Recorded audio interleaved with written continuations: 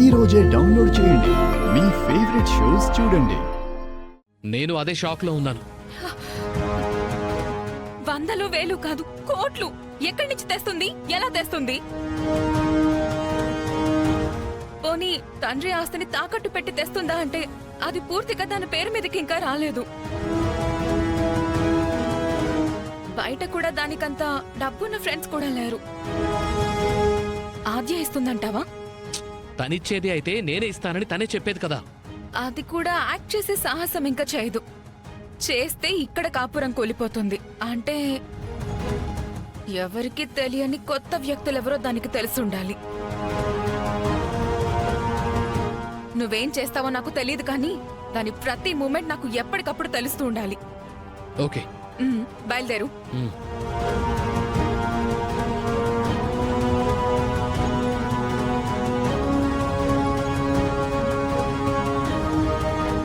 ఏంటి, బిర్యానీ కావాలా?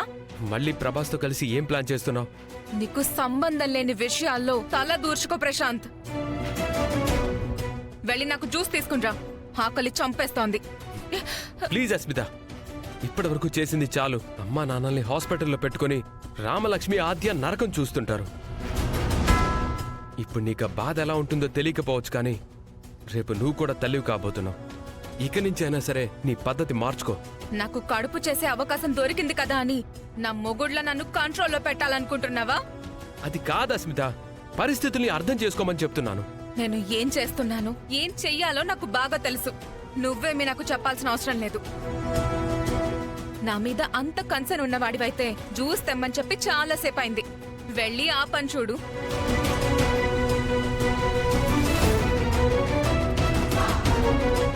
రామలక్ష్మికి ఇప్పటికిప్పుడు కోట్ల డబ్బులు కుమ్మరించేవాడు ఎవడై ఉంటాడు?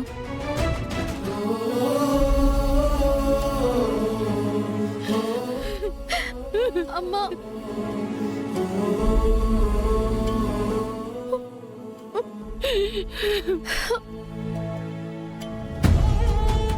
ఏడవకమ్మా. నిన్ను చూస్తుంటే నాకేడుపు ఆగట్లేదు. పెద్దమ్మ, మాకు ధైర్యం చెప్పాల్సిన నువ్వే ఈ స్థితిలో ఉంటే ఏం చేయాలో మాకు అర్థం కావడం లేదు పెద్దమ్మ. ఎవరికేం కాదు, ప్లీజ్ ధైర్యంగా ఉండండి. నా దేవుడు బతకాలి సీనయ్య. డాక్టర్తో మాట్లాడి ఖర్చు గురించి ఆలోచించకుండా ఆయనకి నయం చెయ్యమని చెప్పండి. అవసరమైతే ఇంకా పెద్ద డాక్టర్ని పిలిపించండి. ఇక్కడున్న వాళ్ళందరూ పెద్ద డాక్టర్లే అత్తయ్య.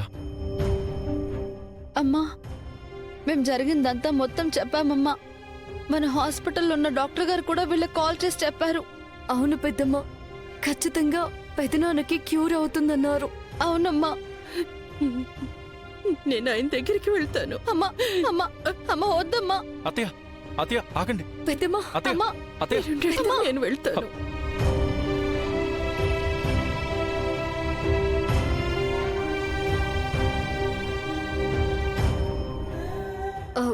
రామా, ఊర్లో వాళ్ళకి డబ్బు తిరిగి కడతానన్నావు.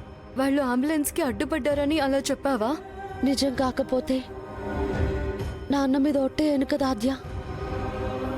అంత డబ్బు ఎలా తీసుకురాగలవు?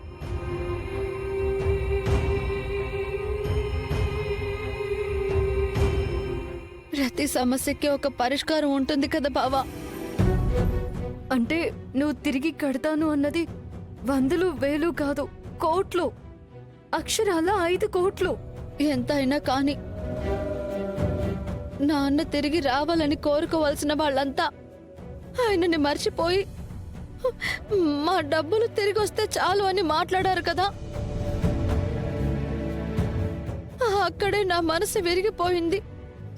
ఏం చేసైనా డబ్బులు తెచ్చి ఇవ్వాలి అనుకున్నాను. కానీ ఎక్కడి నుంచి తెస్తావు రామా? నువ్వు అలా పీక మీద కత్తి పెట్టి అడిగినట్టు అడిగితే నేనేం చెప్పలేను ఆద్య. కానీ ఎలాగైనా తెస్తాను. నీది అమాయకత్వమో మొండితనమో అర్థం కావడం లేదు. ఇది సంకల్పం. నా సంకల్పమే నాకు డబ్బు దొరికేలా చేస్తుంది. ఇదంతా నా వల్లే జరిగింది. నేను జాగ్రత్తగా ఉండాల్సింది. బ్యాంక్ నుంచి తీసుకొస్తున్న డబ్బు ఎలా మారిపోయిందో నాకు అస్సలు అర్థం కావట్లేదు. శ్రీను, నువ్వు వచ్చే దారిలో ఎగ్జాక్ట్ గా ఏం జరిగిందో ఒకసారి గుర్తు తెచ్చుకో.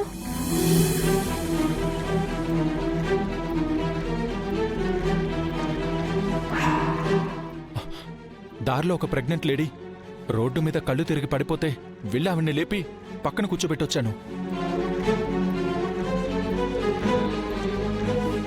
బావా ఆవిడతో ఎంతసేపు మాట్లాడుంటావు? ఆ, ఒక 2 minutes. 2 నిమిషాలంటే ఆ 2 నిమిషాల్లోనే ఏదో జరుగుంటుంది బావా. ఎవరో ప్లాన్ చేశారనిపిస్తోంది. నాకు అదే అనుమానం వస్తుంది. ఆ డబ్బు కొట్టేసిన వాళ్ళెవరైనా సరే వాళ్ళని వదలను. వదలకూడదు. అంతకన్నా ముందు మనం ఈ ప్రాబ్లం నుంచి బయటపడాలి.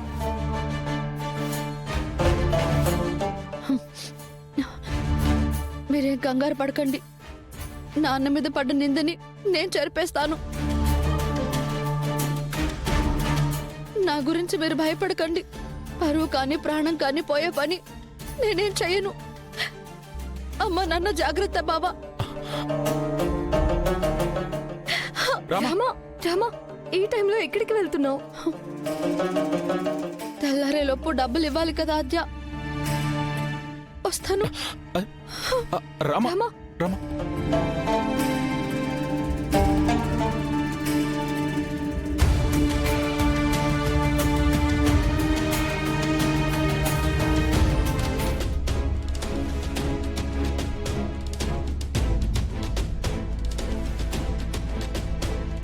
మనమనే మాట చచ్చిపోయింది.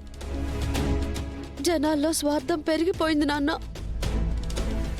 నా వాళ్ళని నువ్వనుకుంటే వాళ్ళు మా డబ్బు అంటున్నారు.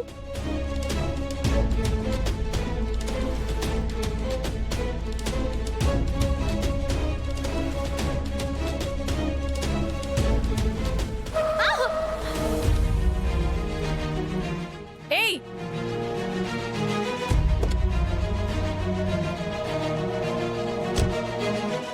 ఏయ్, ఇంట్లో చెప్పే వచ్చావా? ఓహో, నువ్వా? మీ నాన్న ఊరికి పెద్దయినంత మాత్రాన ఈ రోడ్డు కూడా మీదే అనుకుంటున్నావా? నీ గోల్ మీదే కాదు, వెళ్లే దారి మీద కూడా దృష్టి పెట్టాలి.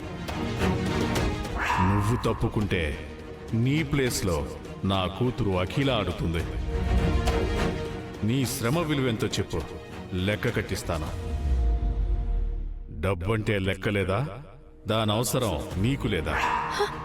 అఖిల, అఖిల, ఆ దేవుడు నన్ను నీకెదురు పడేలా చేశాడు. ఎందుకంట? మా నాన్న చావు బతుకుల్లో ఉన్నారు. మీరు ఆ రోజు హాకీ టీం గురించి ప్లేస్ అడిగారు కదా.